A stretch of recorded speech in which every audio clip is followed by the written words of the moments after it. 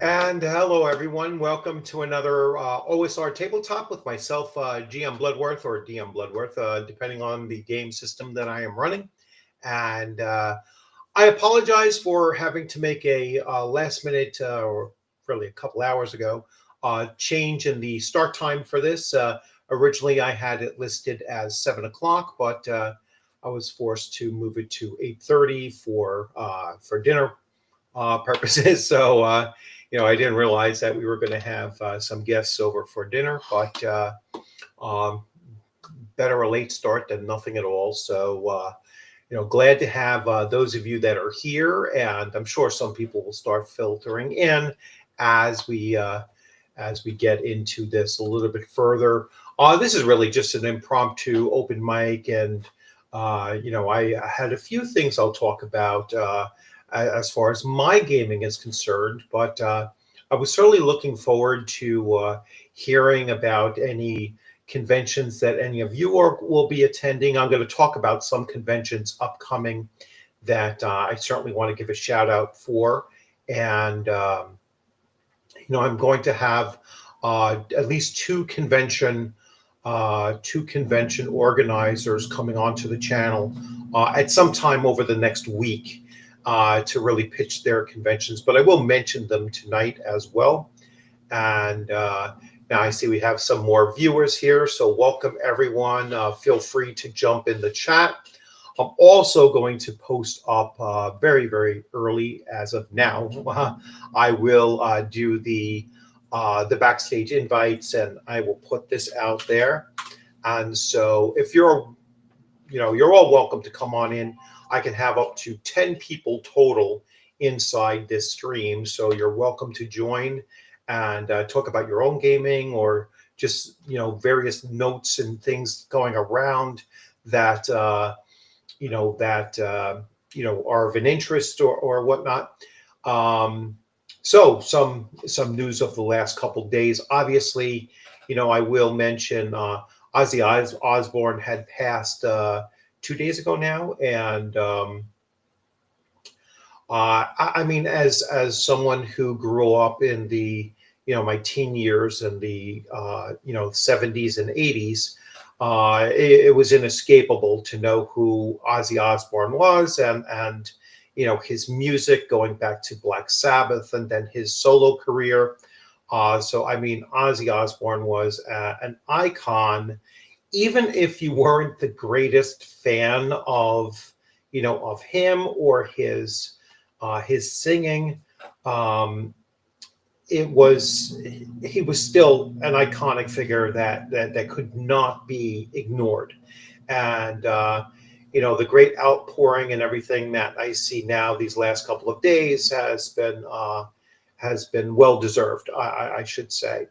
Now, just today, Hulk Hogan died, another, late 70s throughout the 80s icon of, what pro wrestling was, certainly back in its early years. And he really did define the 1980s and 90s as far as his industry was concerned. So, and then to a lesser extent for my own purposes, but the actor who played Theo Huxtable in The Cosby Show, he also tragically passed away, I believe the same day that Ozzy Osbourne passed. So I know they say a lot of celebrities pass in threes, so hopefully, that is a three. Chuck Mangione. So there was four. More well known as a jazz musician, whether it's I never know if it was a trombone or a trumpet or I'm not a musical person, so I'm not quite sure. But he also passed away today, I believe. So yeah, so there was four just this week alone.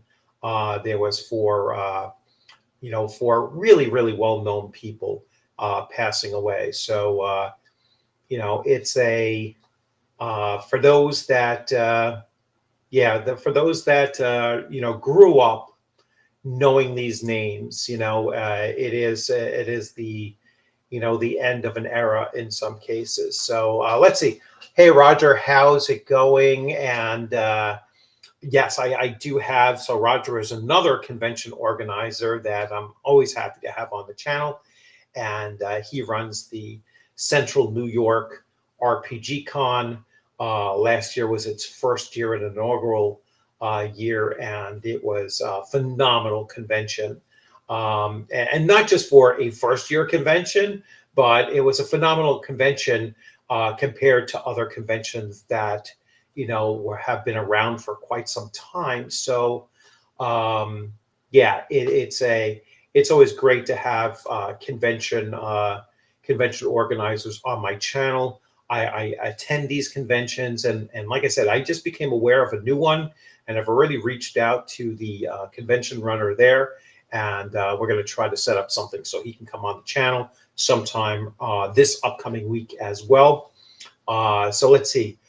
Ozzy, now the Hulkster, rough time for us Gen Xers. Yeah, and also Chuck Mangione. Again, I mean, as a teenager and everything, I wasn't like a huge jazz fan or anything like that, but everybody in the late 70s and the early 80s knew, just the one trumpet piece that he played. I mean, it was just inescapable to know who he was. And like I said, and then the actor on from the Cosby Show that played the son, Theo Huxtable, he also passed away. So you have four in this week alone. So a pretty rough week for us Gen Xers, as as Curry Scott says here, and that's absolutely true. So anyway, so some convention news. So I just became aware of this convention, and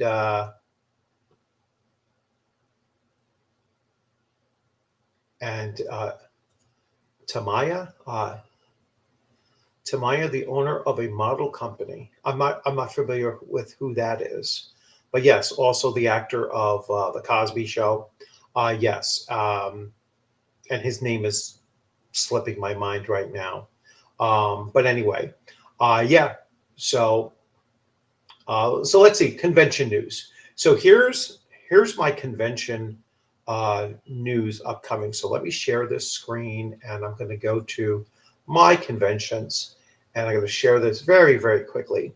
So the convention I just recently became aware of was Dire Consequences, and this is Dire Consequences Returns. So apparently they've been gone for like 26 years or something like that.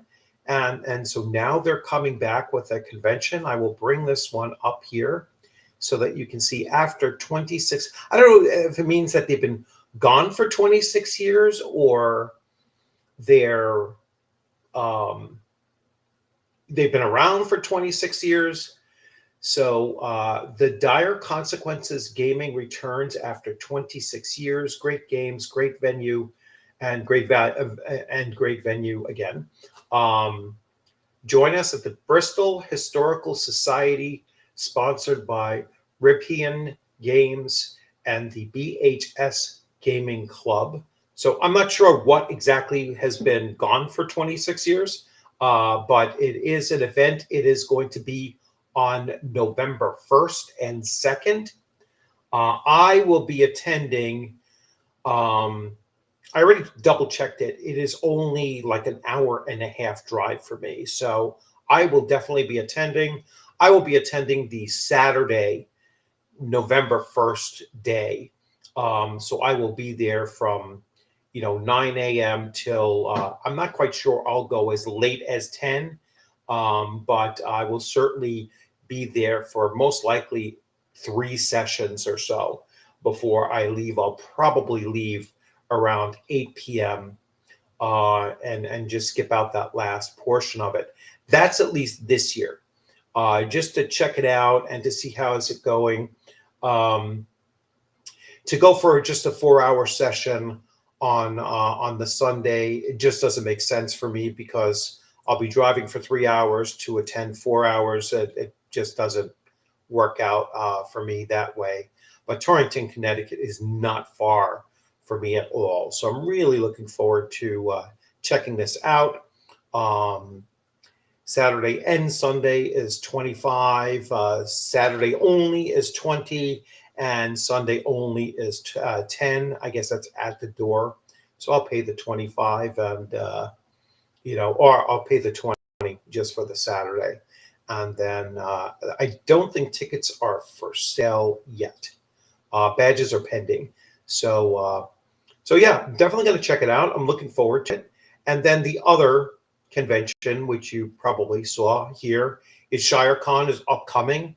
And I just Tom Wilson, who runs ShireCon, just reached out to me today actually, and said, "Hey, whenever you want me to come on," because he's about to either start a new Kickstarter or he has just started a new Kickstarter, and then his convention is coming up in September.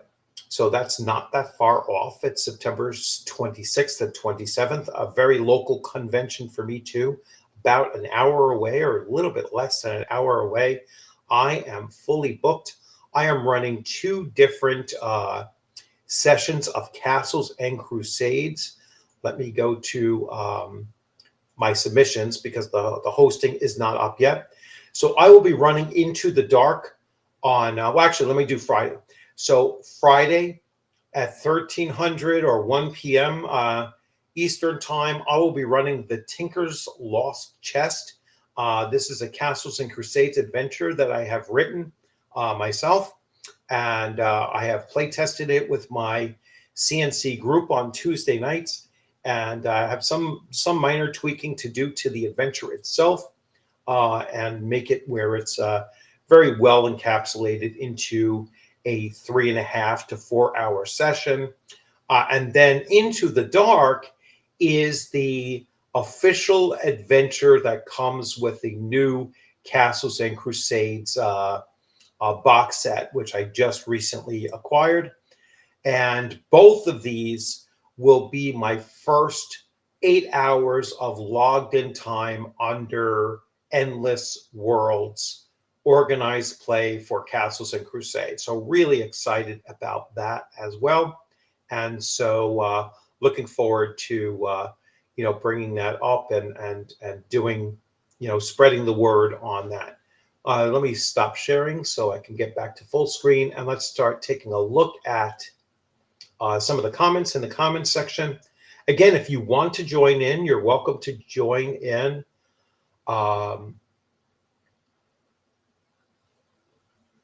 Rough, I'm at the end of the boomer. Connie Francis. She died a couple days. She died last week, I believe. Yes. Yeah, Connie Francis died last week. Tamaya models, but he was 94, so another generation. Okay. I had no idea who it is either.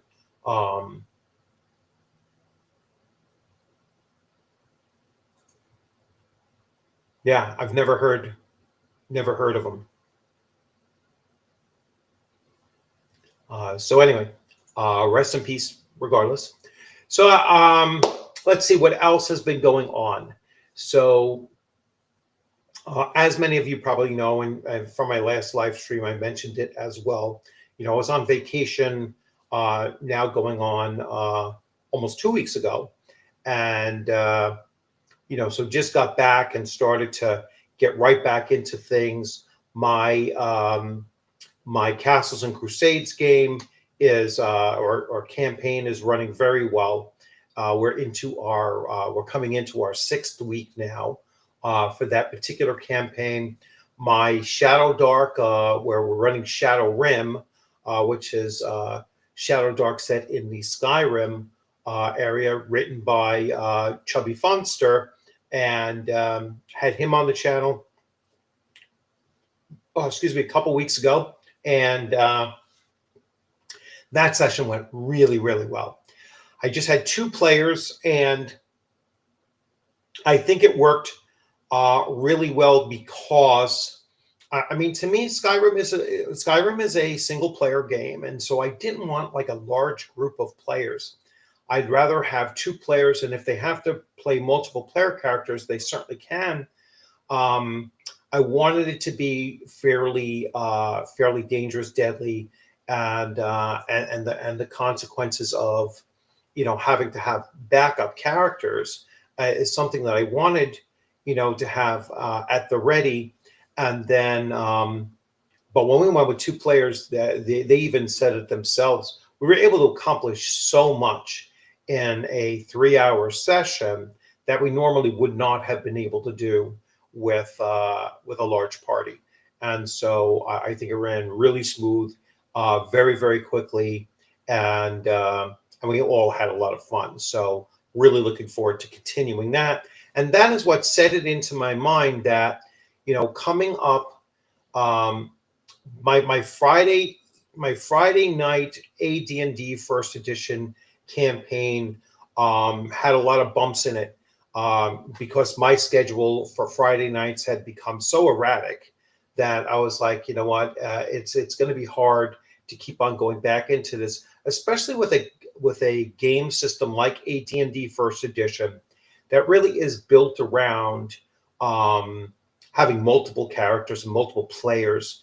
And so I was like, once we went from like 5 or 6 to 5 or 4. And then we had 4, and then then I had to stop, here and there, and then we went to, we just had 2 show up the last time, possibly 3, and I was like, you know what, one of the players on there is already playing in my Castles and Crusades campaign, and then the other player was like, hey, I'd like to come over to your Castles and Crusades too. So I was like, I'm just going to shut down the Friday night game. I'm going to reserve Friday for either live streams. So I might shift my gaming to Thursday night. So I'll be Tuesday, Thursday, and Saturdays for gaming.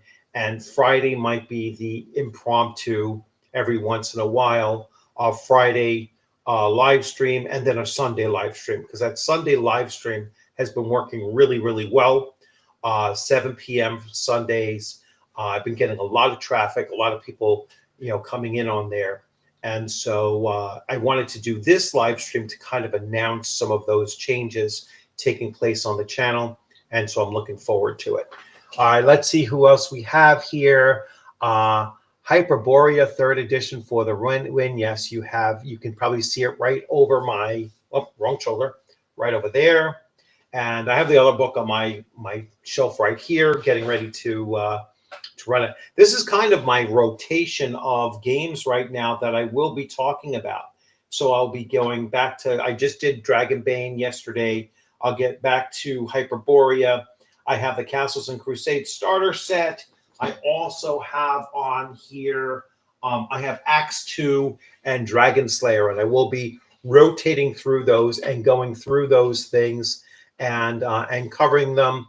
Also today in the mail, I got Reconquest, and this is the 3rd and final volume of a 3-volume set. This is the advanced rules, and I'm going to start going through this.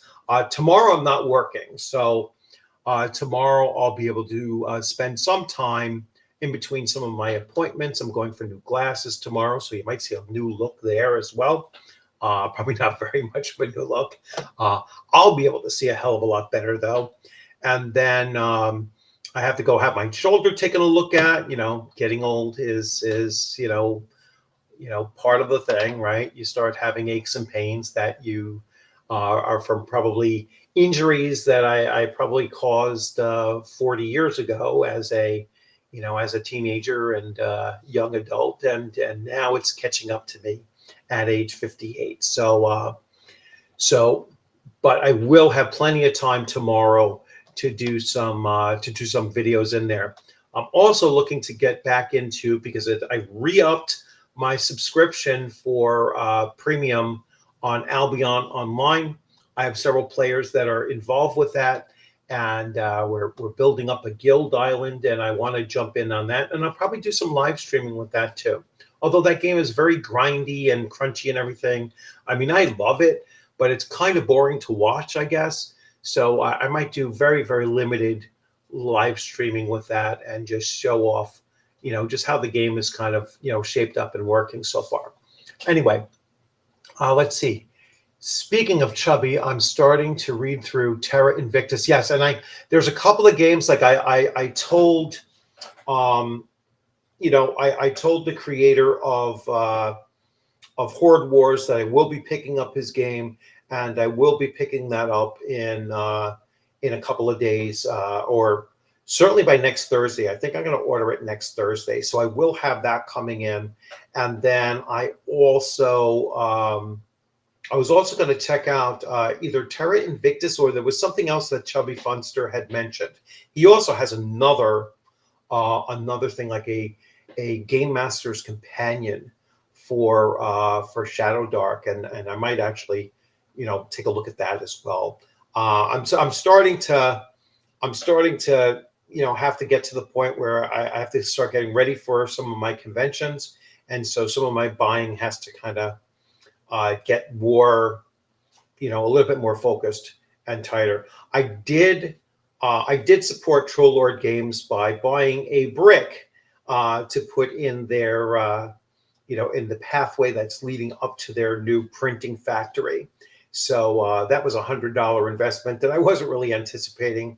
But I wanted to give something back to Troll Lord Games, because they have brought me so much incredible content to talk about on the channel. I absolutely love Castles and Crusades, and they're great people. I've met them all, or virtually all of them, in person. So whether it's Stephen, Chuck, Jason Vey, I've met in person. Actually, they're the only three I met in person. I'd like to meet them all. I'd love to meet Davis and any of the others that are actually, working with them on, you see them on their Twitch channel all the time, and sometimes YouTube as well. So definitely like to meet some of them. And like I said, I am now participating in the Endless Worlds organized play for Castles and Crusades, looking to bring that to the conventions up here in the Northeast. So I will be running at least one session of Castles and Crusades at every convention I go through for the remainder of this year, and then all of 2026.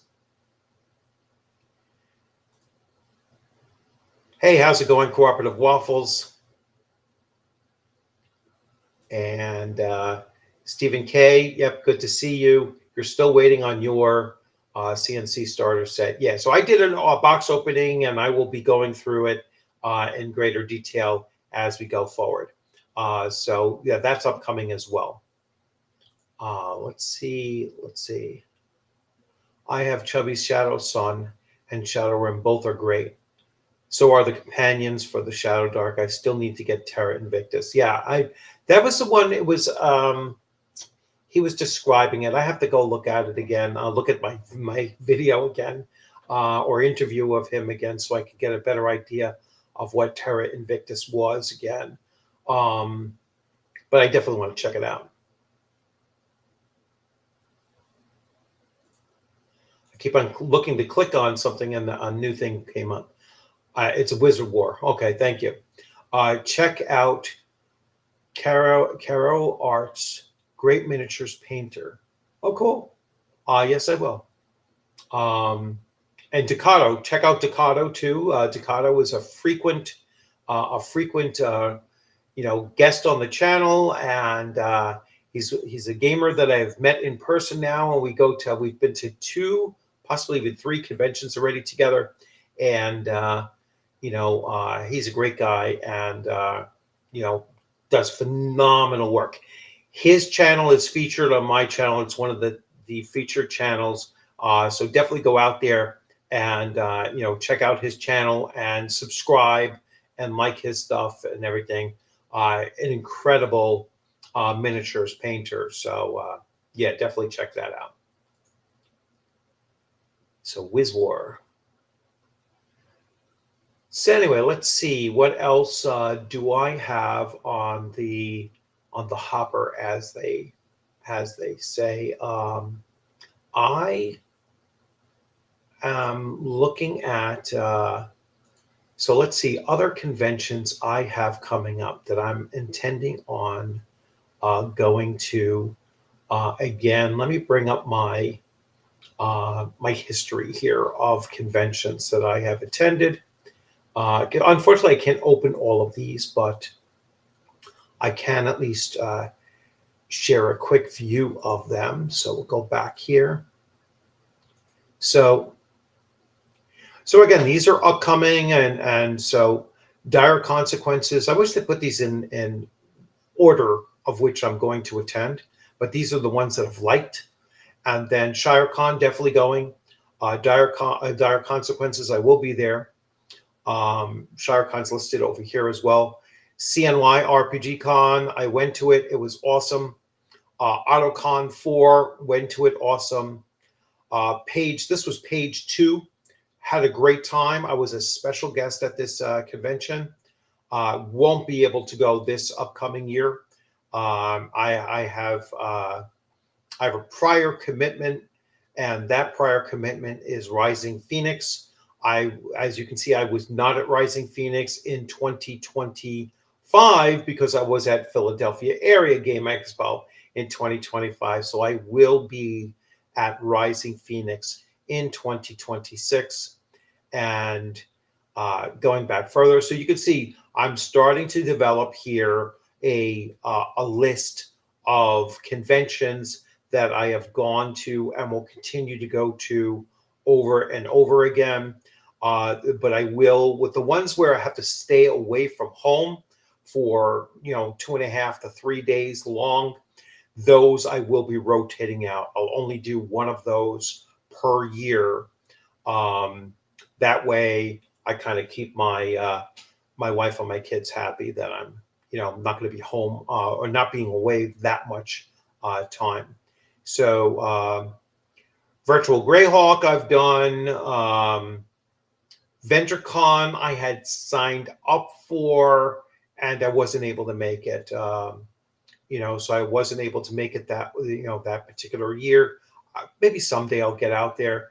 Virtual Greyhawk, I did it again. Founders and Legends, I attended as virtually. So I've been to. I was also a game master for that. The Con of Champions was one of my earliest conventions that I went to. Virtual Cobalt Con was I believe the first one that I attended post COVID. Crown City Con actually got canceled, but I was scheduled to be a convention GM there. And so that's pretty much it of all of my cons. And I have sponsored, I've been a sponsor at now ShireCon twice now. So I just signed my sponsorship for ShireCon coming up. And Tom Wilson from ShireCon will be on the channel sometime next week, I'm assuming. Yes, Staccato does great work. So Pacificon or GameStorm in PDX area. PDX, just non abbreviated, please. So I'm not familiar. It sounds like it's going to be, out there in California or on the West Coast, and that's just not in my cards. I can't do, I'm not going to do any cons where I have to fly to them. And the reason being is that the The New York area airports are just such a hassle to fly in and out of that it's like it doesn't just become a burden of getting there and coming back. It's a burden on everybody in my family, that have to worry about, all right, let's get them to the airport, let's put them on the plane, let's get back. And just none of them are easy, and none of them are really that cheap either. So it becomes too much of a monumental task and becomes too costly to go to any conventions that require flying. Now, driving, I try to limit myself to no more than 3 to 4 hours of driving one direction. Although I might make or I'm really going to try to make an exception for Wizard Con in 2027. So I'm already got my sights on my Go Away Con for 2027. And so I've had Don on the channel recently as well. And Don Zamora is also a convention organizer and a game designer and publisher as well. So he kind of has 3 hats on that he's wearing, and looking forward to having him back on the channel and eventually meeting him in person. I can't wait to meet him in person because we haven't done so already. Most of the people that he hangs out with online, whether it's Eric Tenkar, I've met Eric a number of times in person, and we go to the same conventions pretty much, as well as Tom Verolta, although I haven't seen Tom in the last 2 conventions or 3 conventions I've gone to, but Tom has been at ShireCon, so hopefully he'll be out there. And I also see the Greyhawk Grognard at several conventions now. We're all kind of hitting the same conventions, and a number of conventions each and every year. So it's really great to have a group of people that when we see each other, it's like, hey, how's it going? It's great to see you again, kind of thing. And it just adds to the whole the social aspect of conventions when you're seeing the same people over and over again, and just getting to know each other is in Portland, Oregon. Yeah, I assumed it was going to be there. Is Dungeon Crawl Classics any good? Yes, I would say it is. It is a good game. It's very complex, though. I mean, if you let it be very complex, it certainly is a complex game, and it's a hell of a lot of fun to play in. It's a lot of fun to. I've never run DCC, but I have run Weird Frontiers, which is a DCC. Not a clone. It's built on the same game engine, but it's a different kind of setting and genre. But its bones is DCC, and just a lot of fun. And Shadow Dark has a lot of elements of DCC in it as well. So let's see, who else do we have here? Yeah, Game Storm is in Portland. Yeah, so that's not in the cards for me. I want to go to North Texas. Yeah, that's also a con I have to fly to, so not in the cards. Hey, how's it going, Erudite DM? Yeah, I was watching your video earlier on today, and you were talking about one of those Shadow Dark supplements. So I'm going to definitely check that out for Mass Combat, if I recall. Yeah, so I'll definitely check that out and look at that. That'll be interesting. I know somebody put out and maybe I mentioned it already or just not by name. Someone put out a Shadow Dark supplement with war horses. I don't know if that was you mentioning that as well, but I know you were mentioning a different one. I forget which one it was. Maybe it was war horses. DC Fan is fun and swinging. The book is one of the stars of the show. Yeah, it really is a great game system. So yes, Hell March. All right, so Hell March is also that's the Mass Combat is Hell March. Someone else had the mounts, war mounts. I forget which one that was that I saw.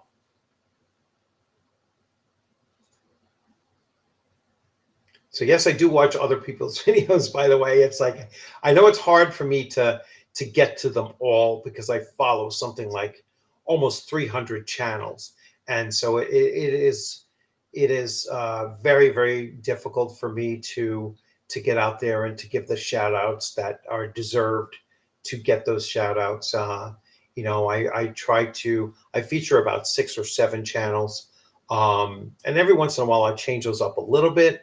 But yeah, if you have a YouTube channel that is primarily tabletop role playing,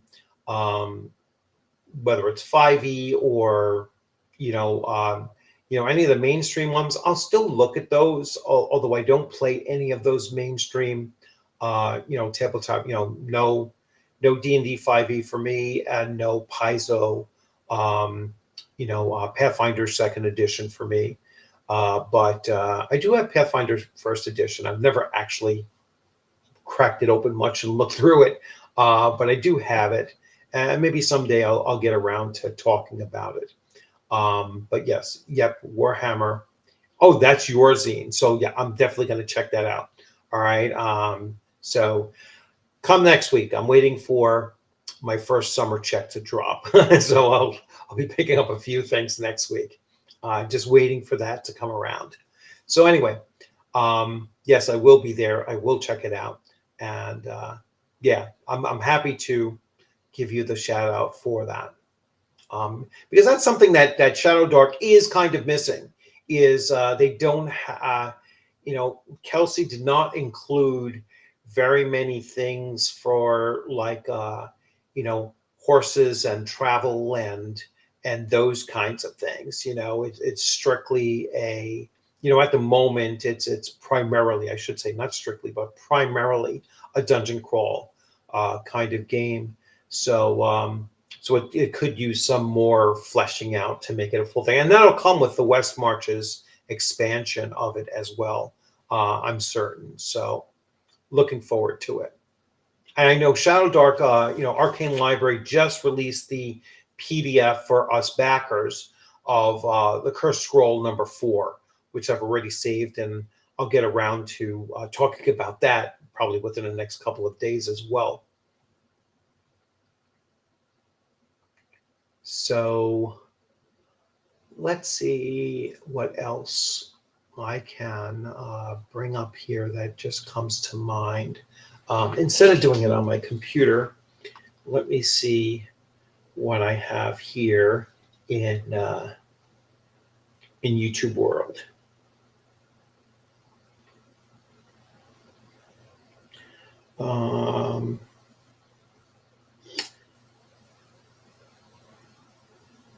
Yeah, a lot of people talking about Dragonbane right now, which is cool. Yeah, I mean, I picked up Daggerheart and I started going through it and everything, and I have said that I will get around to talking about the campaign frames for Daggerheart. Now, as impressed as I am with the box set that came with, and with the book's quality and even some of the game mechanics, I really was impressed by them. But is it a game that I would actually run? Almost definitely not. Is it one that I would like to try to play? Yeah, probably. I like the basics of the dice mechanics. If I seen it being played at a convention and it worked in a time slot that I can actually play it, I would play it. If it were, up against playing Dragonbane as a player or playing some other game that I've been looking to as a player, no, I would go to any of those other games rather than play Daggerheart. The campaign updates. I have to get caught up. Like, I'm working these next 3 weeks. I'm working Monday through Thursday. I know that sounds like, oh boy, you're working 4 days a week. That's, but for someone who's normally like semi-retired, uh, working 4 days a week for 3 weeks in a row, it's going to, it's going to be a little bit while before I get around to actually doing those. My weekends have been pretty busy as well. So I'm 2 sessions behind on um, the campaign recaps. So I will get around to doing that and see. Maybe this weekend I'll be able to knock out one for 2 sessions because that might work. I was looking at Ostrich 3, great value at 70. I'm looking forward to getting it.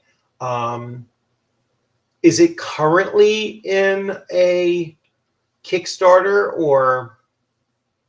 Yeah, time-wise, it might not just work for me.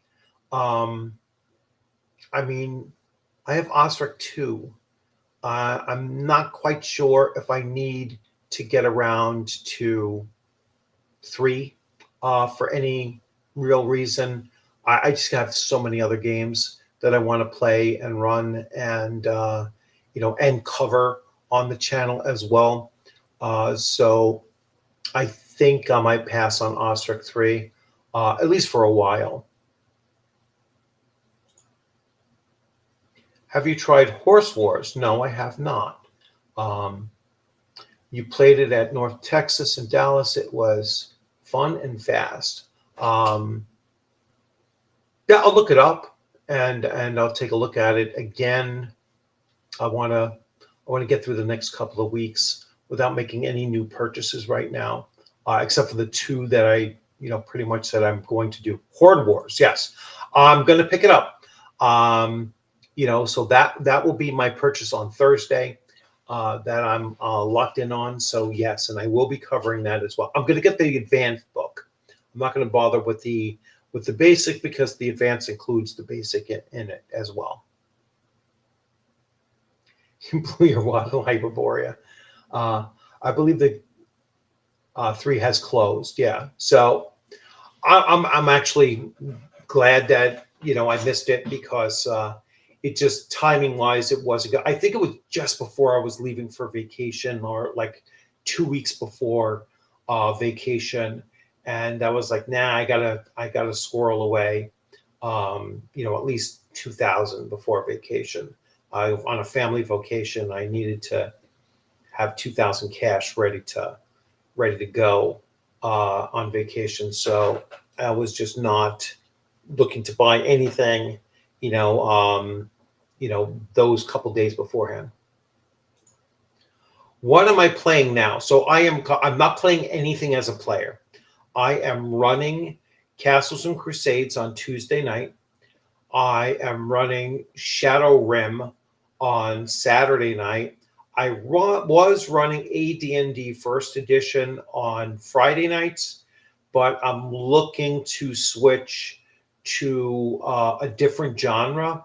I might actually look to grab like a player or 3, not a very large group, and do some Traveler. I'm looking for a science fiction, so the Traveler that I will be looking to run, if I can get it off my shelf. So the 2022 Traveler. So I will look to just delve into this and to start to run it a little bit, see how I like the system and whatnot, and see. But I've been looking for a sci-fi that I can get into, and since I'm like the forever GM, I figure the only chance I'm going to get to actually play this in any way is to run it. And so I know one of my players was going to start a Traveler campaign, and it just never took off. So it just never happened as far as I know. So I will probably jump into this.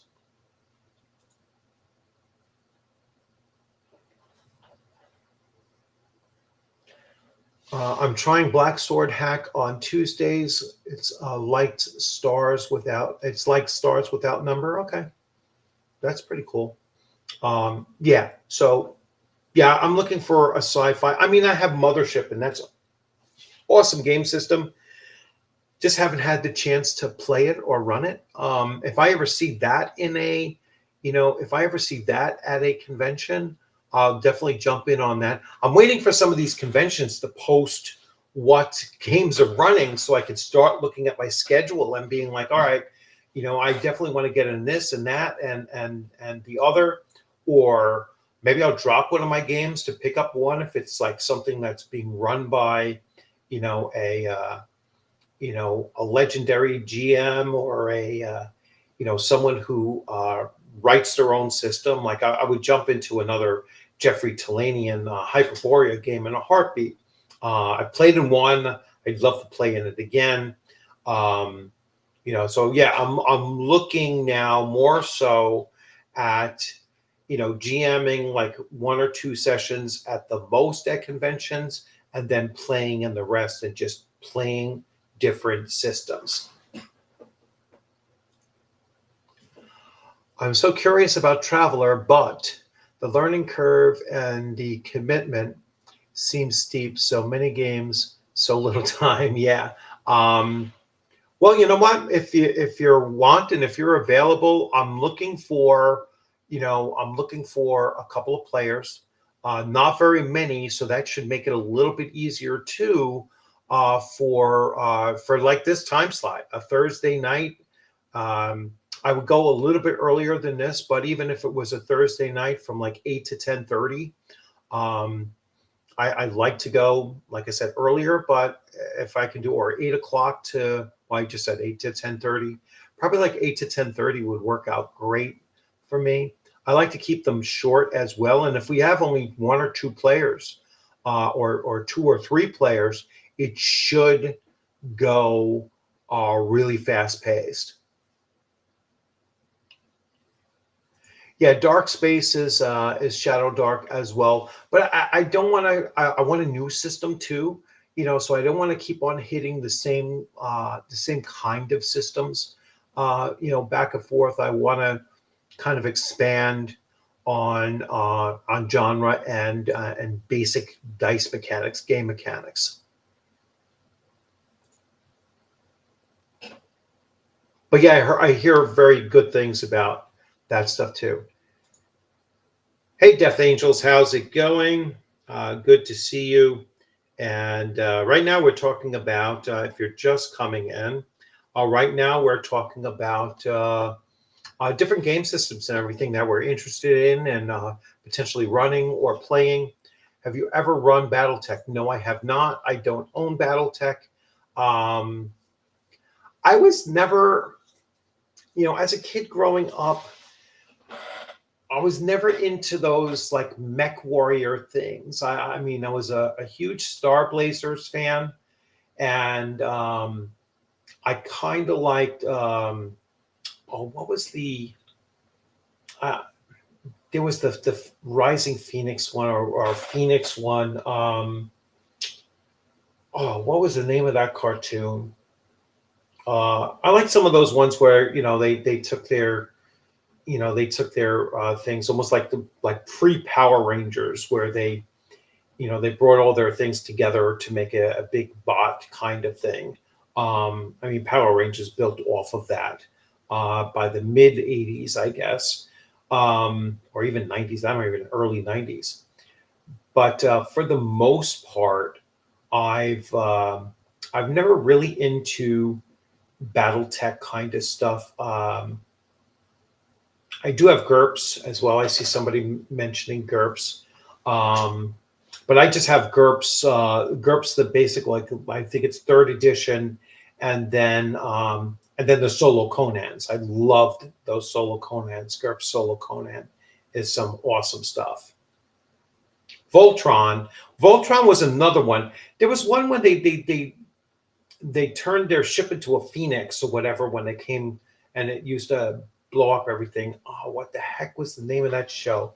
It was before Voltron. and it was after Star Blazers. It was somewhere in there. God. Yeah, it wasn't Voltron.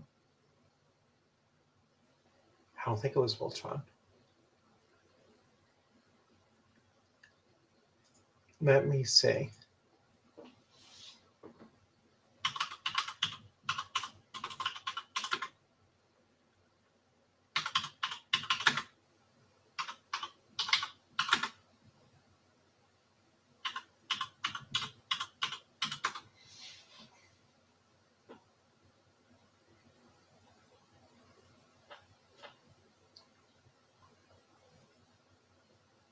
No.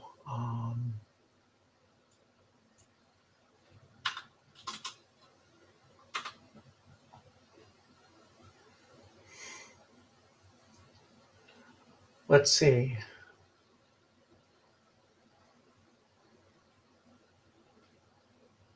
I'm looking for it. I'm trying to remember it.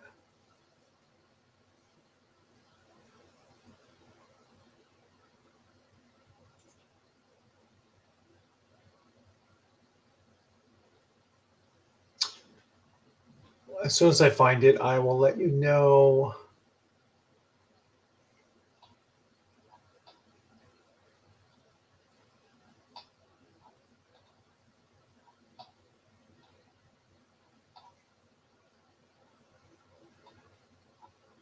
I don't recognize any of these things. I like Fist of the North Star. That was pretty funny. That was pretty cool stuff. Yeah, Macross. I was not into Macross. I liked the Tank Police, but that was just comic books. I can't find it. Eventually, I'll figure it out. So I remember asking my mom for Transformers and the GoBots. Yeah, I remember the GoBots too. I had the Micronauts and the ones that they had like clear bodies, and I had those little muscle men too, the little figures, the muscle men like wrestlers and those kinds of things too. So, but yeah, that stuff there. God, it's gonna drive me nuts not remembering what that was. It wasn't Voltron. It was not Voltron. And everybody looked like very much like bird-like. Like everything was built around. They had capes. They had these, these like beaks as part of their costumes and everything. And even the bad guys were dressed very similarly. Just can't remember it.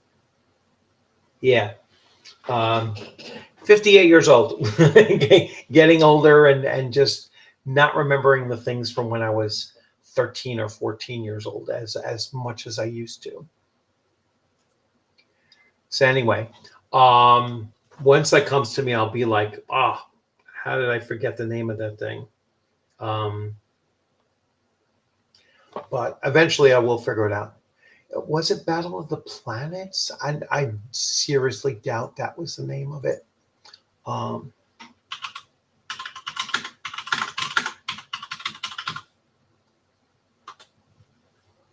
That's it. Battle of the Planets. You found it. All right. Yeah. So I was a fan of Battle of the Planets. Thank you. I would have never remembered that name, Battle of the Planets. But that was so 1978. So I was 11 years old watching that. But yeah, that was Battle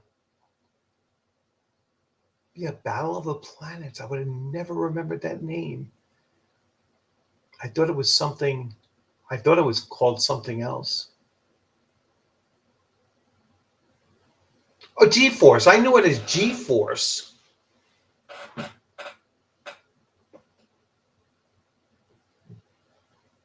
Yeah, I knew it as G-Force, not Battle of the Planets. Because here I see G-Force, Guardians of Space.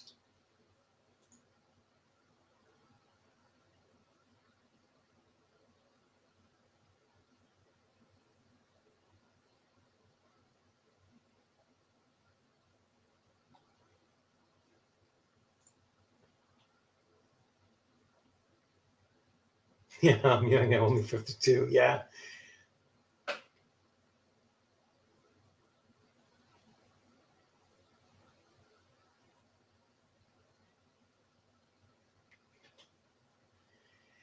Yeah. So, yeah, the other name was G-Force. That's G-Force is how that's how I knew of it. Um, but yes, I think G-Force came a little bit later or when they did do a movie because I was just looking at it really quick. They did a movie and it was called G-Force. The movie was, but the movie came out in the 90s.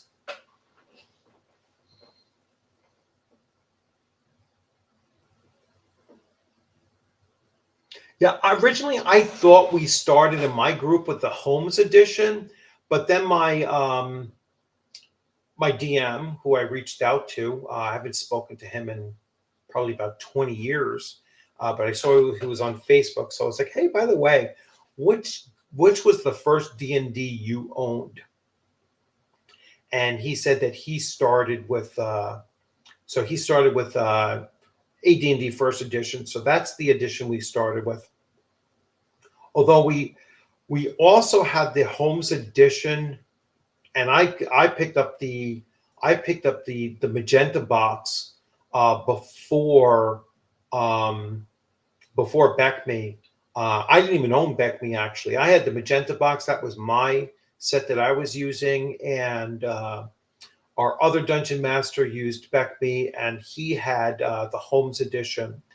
But we pretty much once all of AD&D First Edition was out, that was the edition that we were playing.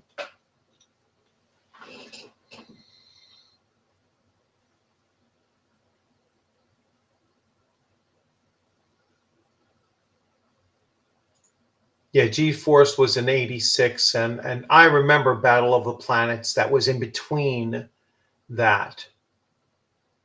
But I remember G-Force more so, or it being called G-Force more so.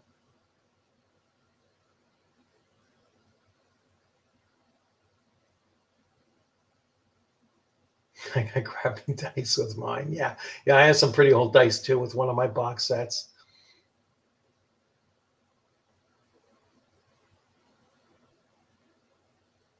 Yeah, by 81 everything was out. Or maybe even by 80, all three books were out by 80.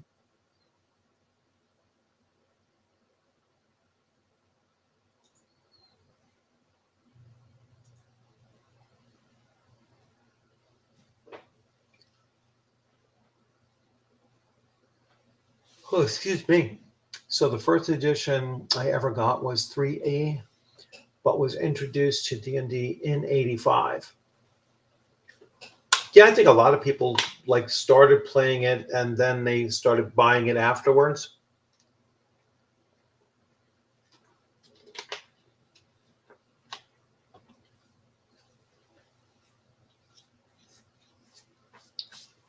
So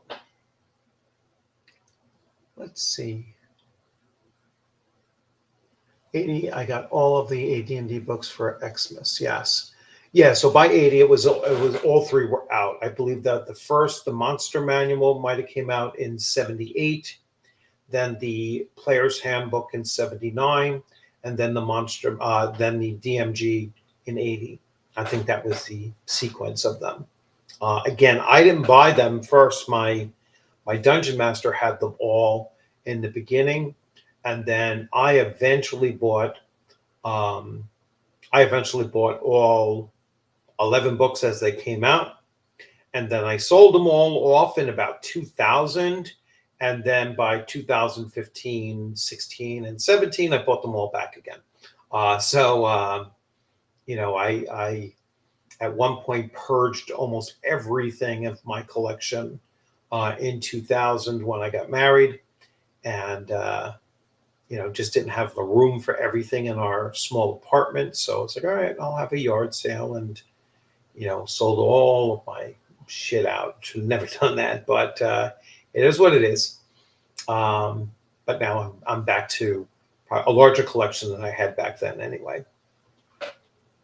And still, pretty much all of the games that I had back in the day, I've replaced. So I'm pretty happy with having done that before everything got ridiculously expensive.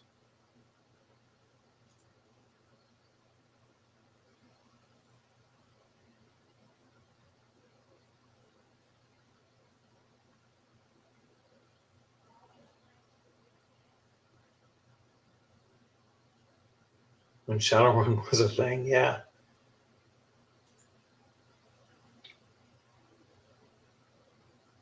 So anyway, wow, we're pretty early now. We're only an hour in. I started late tonight, and I apologize for that. And see what else we have going on here. So the Castle Keeper. I have 9 2E players handbooks and 7 1E players handbooks. Too much hoarding. Our group has settled on CNC, and so all of the 1E and 2E stuff is used still. Yeah, that's cool.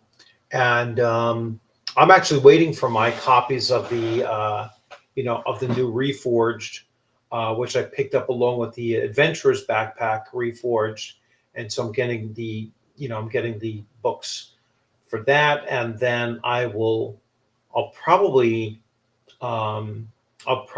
do an auction. Go to one of the conventions that I go to and auction off the some of the earlier editions of Castles and Crusades that I do have. Because I just realized that I'm starting to run out of shelf space again. And I got a whole new bookshelf for Christmas. So I'm starting to run out of bookshelf again. I think I'm going to get to the point where some of the stuff is going to start going into the closet once again. And I'll probably do that with most of the board games that I have on my lower shelf, and just kind of shift and rearrange things along the way.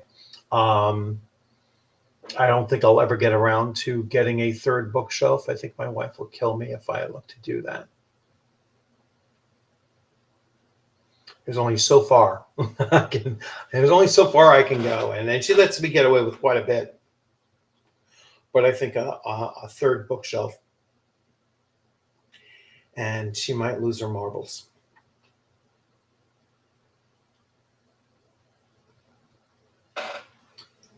So, let's see.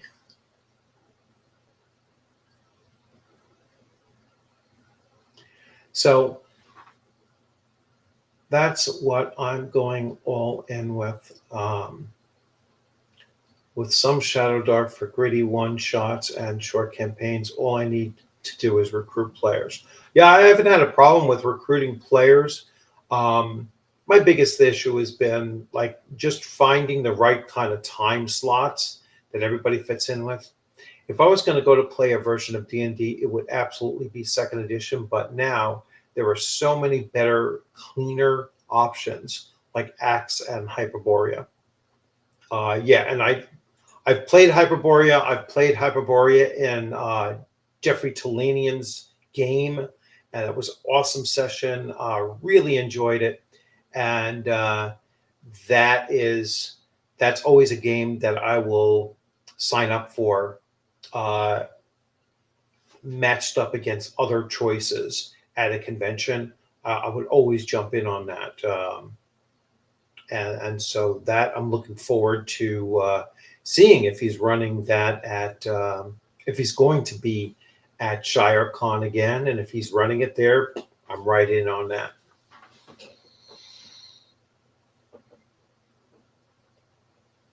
Improve your shelf acquisition. Yes, I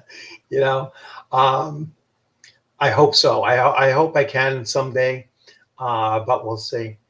I've been, once my daughters are moved out and married and moved out and everything, and maybe I can occupy a room, and make that room my office space, kind of. Then a third bookshelf will come into play. I second the motion. Purchase approved. Yeah, I really appreciate that.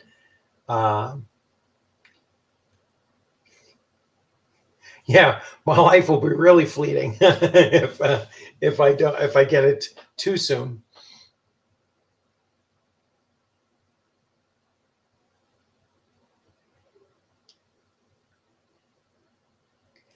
Yeah, it depends. You know what I've done. You know, I mean, I certainly get it, and a lot of people say it, but some of my longest campaigns have been online.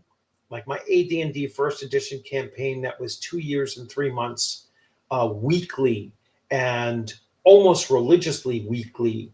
Like I think we might have missed, and we always made up the sessions. We might have missed in 2 years. We might have missed 4 sessions or possibly 5 at the most. Always during the summertime. Always doing during like because of vacation.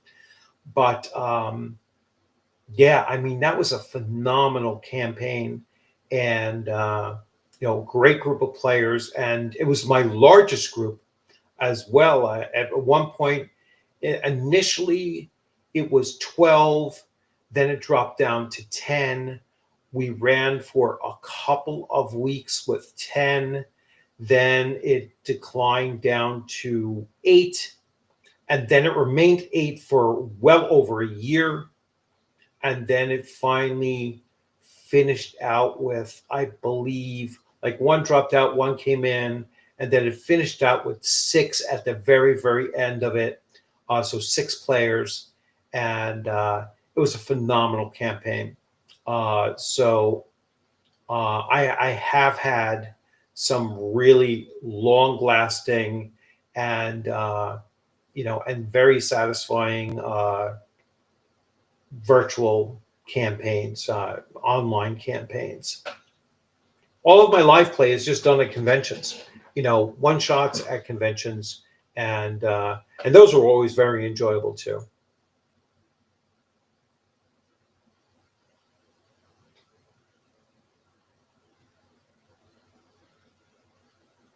Yeah, East Tennessee. Yeah, I've never been. A lot of people going down to Tennessee for vacations now. It's like a hot spot.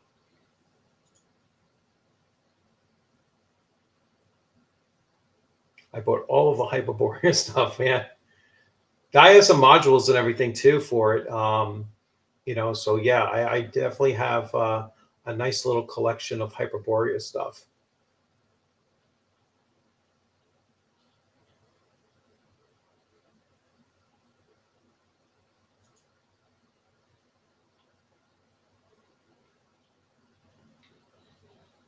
Yeah, I have a huge basement too, but it's not finished off yet. I don't think I'll ever get around to doing that. I have a completely unused spare room, but it's like every time I get close to saying, "Hey, why don't we get rid of this furniture?" Someone wants to sleep over. One of my wife's family members will sleep over. Let's see. Uh, hey, on any of the discords at, I guess you mean you on any of the discords. By the way, if any of you want to join my Discord, if you haven't done so already, let me put that up. I will put the link for my Discord up there. I got to promote this more so than I have been. So let's see. Let's find my Discord. And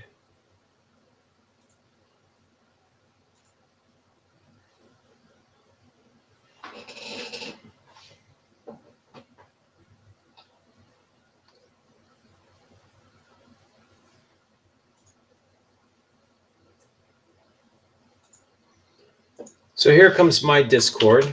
So you are all welcome to join my Discord. Just jump right in there and give a shout out, and you are welcome to join.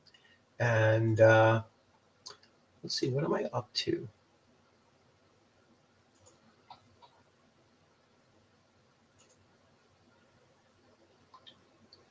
So I can't even tell if it says how many members I have on my Discord.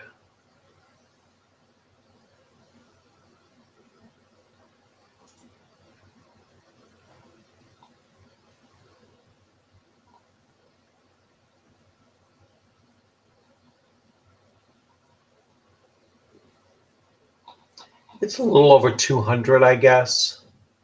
Yeah, so not a very large Discord channel. A little over 200.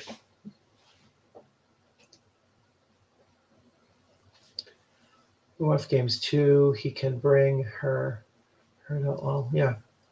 All right. Yeah, you're lucky your wife games.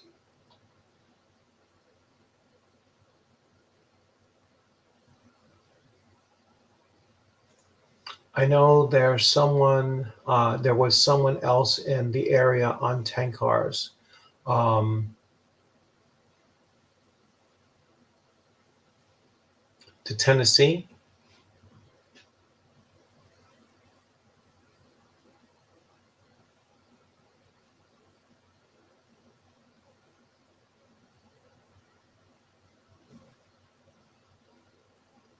Yeah, that's nice. That's a nice long run there. Um,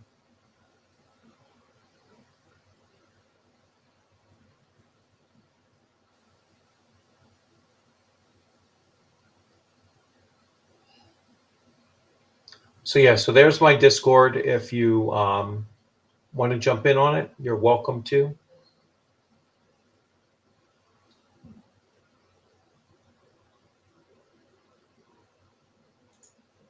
Where is the Discord? Yeah, you might be on mine already. But just hop in and say, give a wave, and then I'll double check.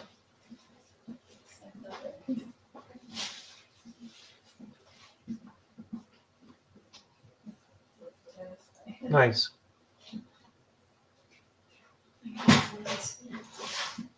Oh, when I say I was estimating it, but yeah, so almost 200, I guess. And yes, you're welcome to join.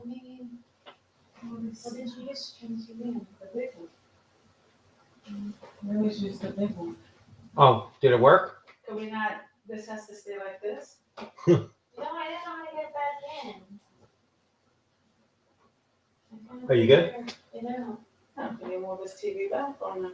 Oh, I don't know. I didn't move it. I couldn't move it back in. I'll be right back, everyone.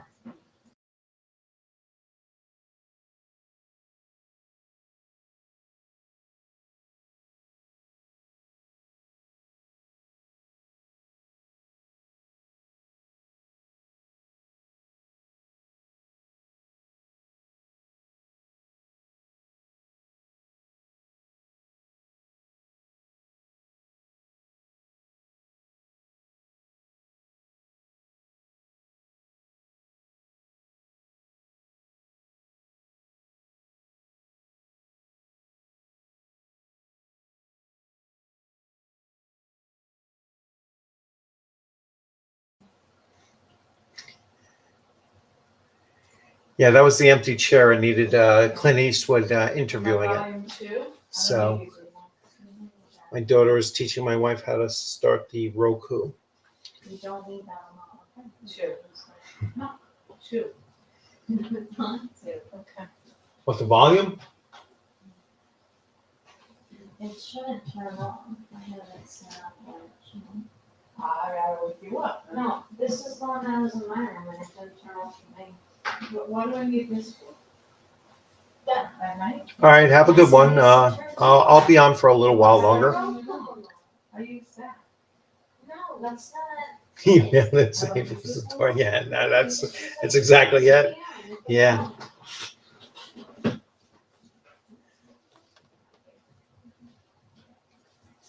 know what's happening. So let's see. Where did you go?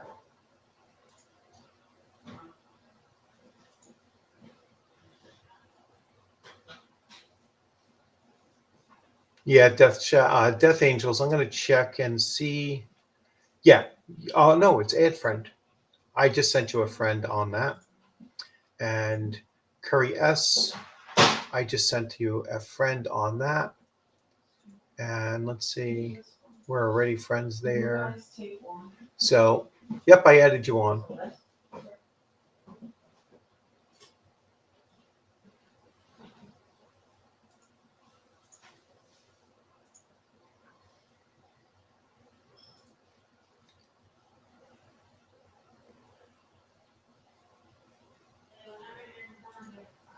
And let's see.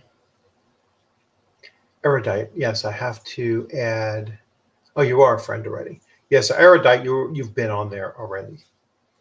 And let's see. I'm just double checking my Discord. Yeah, so if you haven't joined my Discord, please feel free to jump in on there.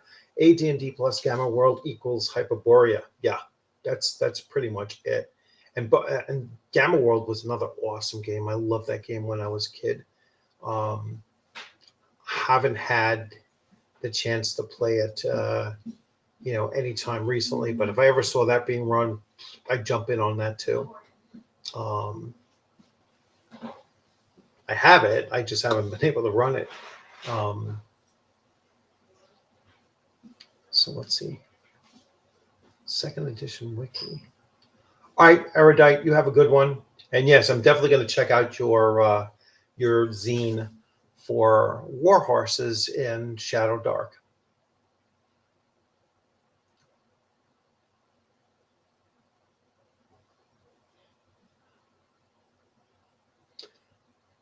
That's weird. So I had to convert the live chat to cite all message to see the Discord URL. That's weird. Yeah, there's things here like you could do the overlay chat also, and it'll pop up on the screen like this as well. If you prefer that, let me know. If that helps you out, and then I can do the Discord link there, and you'll see it up there as well. So yeah, that's something I could have done earlier too. If that helps you all, if you prefer it that way, then just let me know. Just put it in there and say, hey, that helps. I can see it better.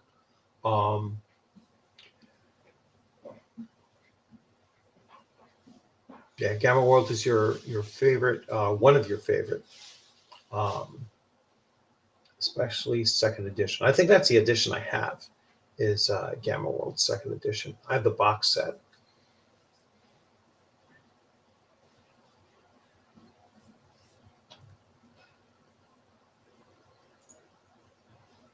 I know I just recently saw the Warden, Starship Warden from Troll Lord Games on eBay for like $200, and I was like, if it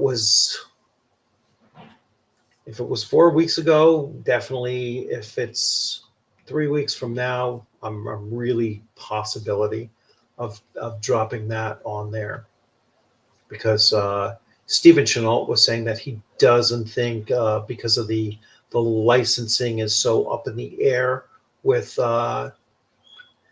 with James Ward's, his family, his estate, and all of that stuff. It's kind of unknown who owns the rights to that now that he has passed, and so Trollard Games doesn't think that they'll be able to reprint anytime soon, at least Starship Warden.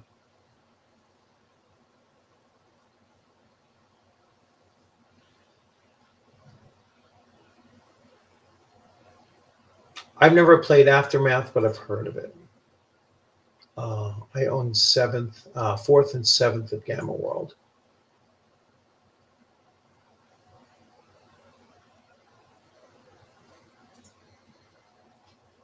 Cool.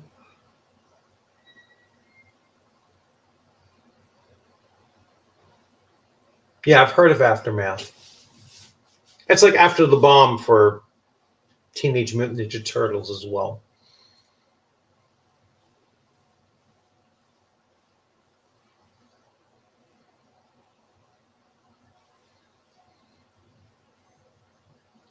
So it is the 24th.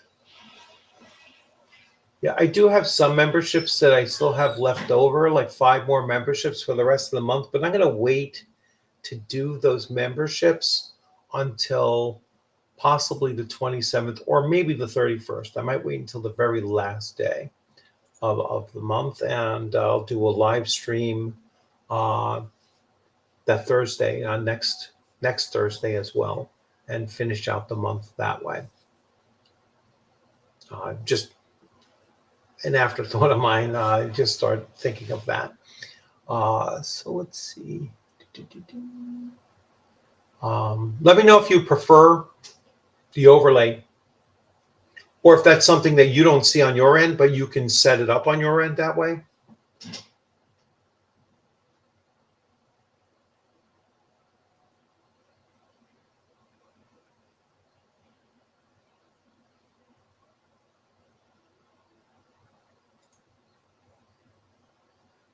Actually, that's the part I like about it, is that you're just taking the modifiers, and basically the modifiers are playing into it.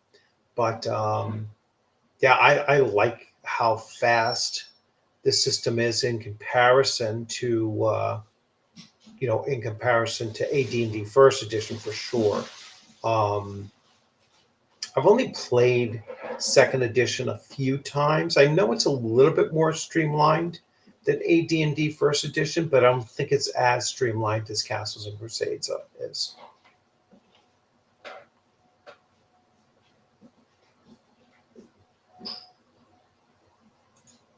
The Horse Clan settings, yes.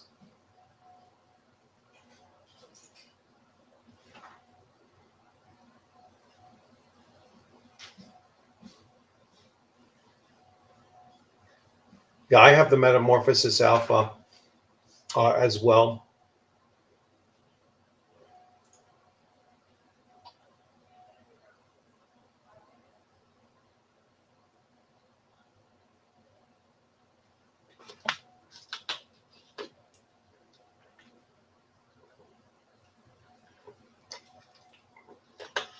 I'm going to take this to about 10 o'clock, so another 8 minutes or so. So other than that, yeah, I think I'm going to jump into Traveler for potentially my Thursday night game, and I'm going to invite between 1 and 3 players into it, and see how it works out, see what it's like to actually run the game. I can always grab my Traveler First Edition, all those supplements, and kind of integrate them into this without going too hog wild and buying a whole bunch of books for this as well. Yes, and that will be that'll be the latter part of my shelf tours of the current shelf tour that I'm on. I'm on my 8th shelf, and by this weekend, I'll be into my Traveler collection. I'll be into my Traveler First Edition collection of books. So I'll start going over those and everything. So yeah, that'll certainly encourage me to start playing some Traveler as well. Why going to work late? Yeah, so I have First Edition, and I have the 2022 edition of it. I don't have the revised edition that came in between. So that's something I'm looking for, something that will be very expansive as far as the game world is concerned, and a lot of freedom for player characters to do what the players want with them.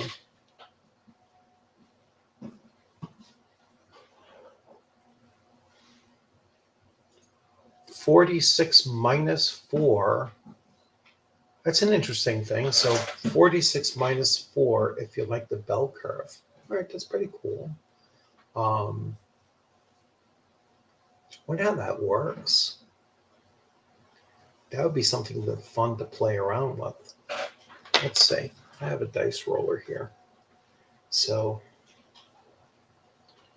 4d6 -4. Let's see what the 6 attributes I end up with rolling like that. So I rolled an 11,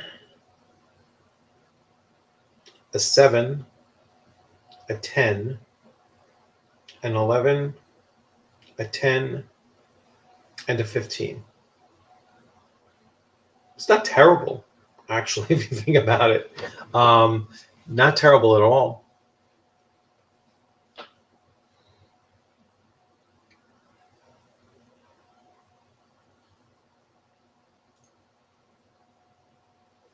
I simply prefer the D20 roll under the applicable attribute mechanic to CNC's D20 roll over prime or secondary mechanic checks.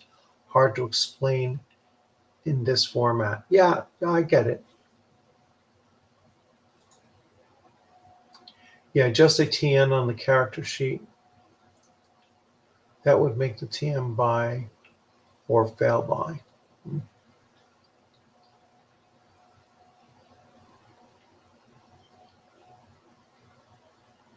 To be clear, CNC is D20 with a mostly unified rollover system.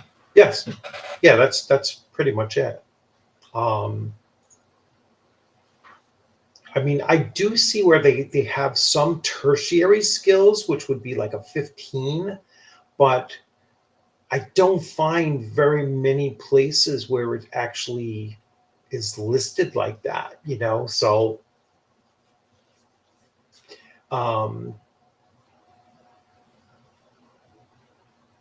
it's a, you know, so it's either a 12, a 15, or an 18 that you would need to roll, and then you can adjust that by 0 to 5 with your challenge levels.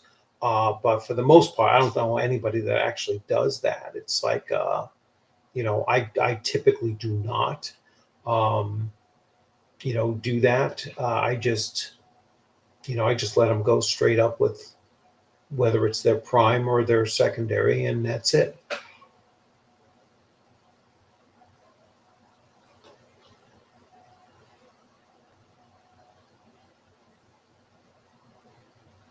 Yeah, that's how. So Dewey does it with NWP. Okay. So anyway, I am. So yeah, just as a real quick recap. So I am looking to run Traveler. I'm going to start going through my my Traveler collection as part of my shelf tour.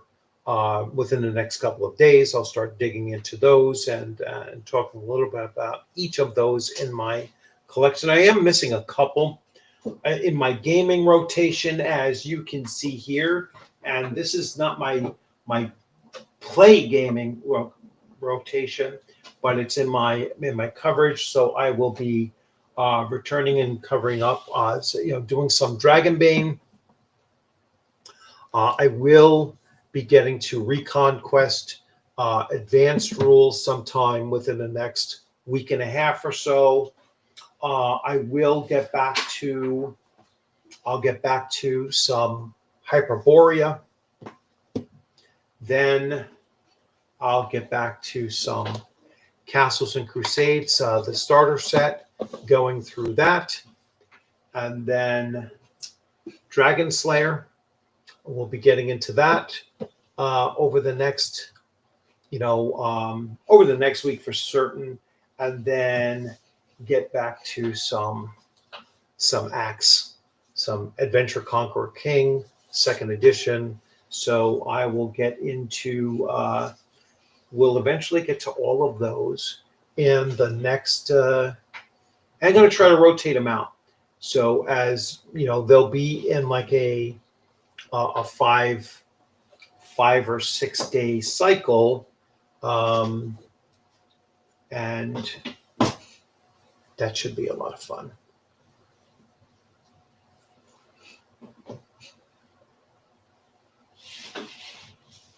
And that's oh yeah, there's Dragonbane. I just remember. So I have the Dragonbane there as well.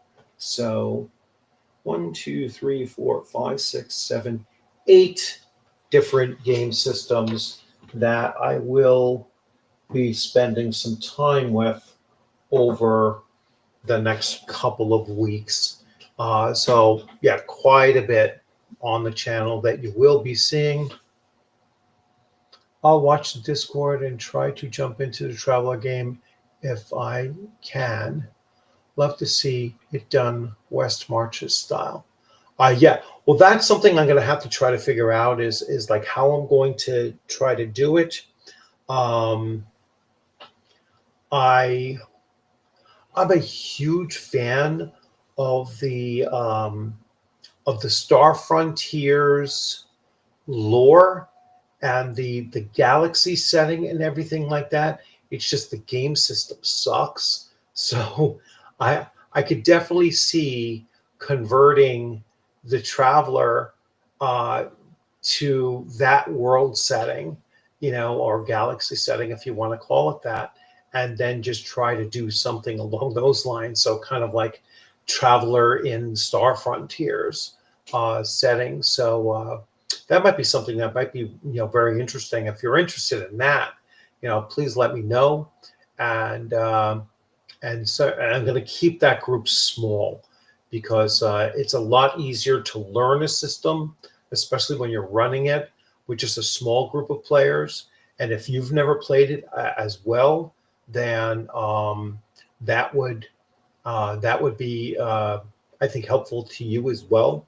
So those books will crush the box. Yeah, I don't think so. The box is pretty sturdy. But yeah, you're right. I shouldn't probably do that. So yes, the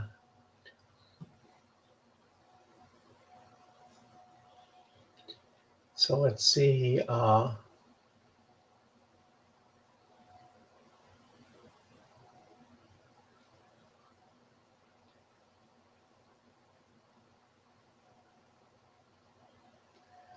That's a great set of games to rotate through. Forget about the Daghard. Yeah, I probably will.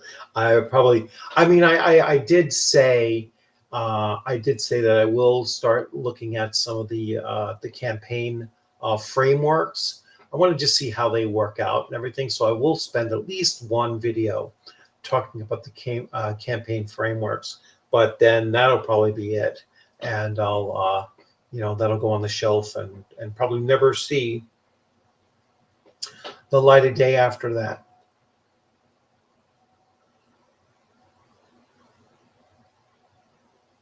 Yeah, the Star Frontiers universe is just the shining point of that.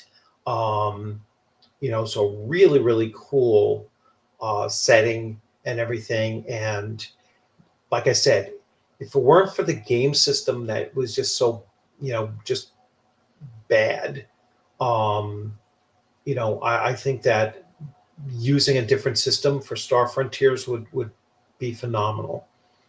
So yeah, that's where I'm leaning towards. I'm certainly leaning towards using that.